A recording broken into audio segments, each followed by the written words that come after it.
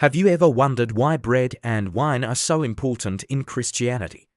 It's a tradition that goes back thousands of years, rooted in some of the most pivotal moments in the faith. Let's explore what makes these simple elements so incredibly meaningful. It all starts with Jesus. During the Last Supper, the final meal he shared with his disciples before his crucifixion, he took bread, blessed it, broke it, and gave it to them, saying, "This is my body, which is given for you." Then he took a cup of wine, gave thanks, and said, "This cup is the new covenant in my blood, which is poured out for you." This act, known as communion or the Eucharist, is a central practice for Christians around the world.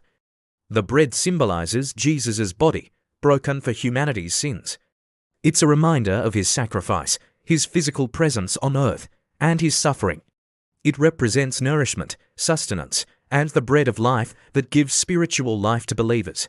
Every time Christians partake in the bread, they are remembering his selfless act and identifying with him. The wine, on the other hand, symbolizes Jesus' blood shed on the cross. In the Old Testament, covenants or solemn promises between God and people were often sealed with a sacrifice. Jesus' blood represents a new covenant, a new relationship between God and humanity, one based on grace and forgiveness. It signifies cleansing, redemption, and the pouring out of God's love for the world. It's a powerful symbol of a fresh start and a promise of eternal life. So, when Christians share bread and wine, it's not just a ritual. It's a profound act of remembrance, thanksgiving, and communion.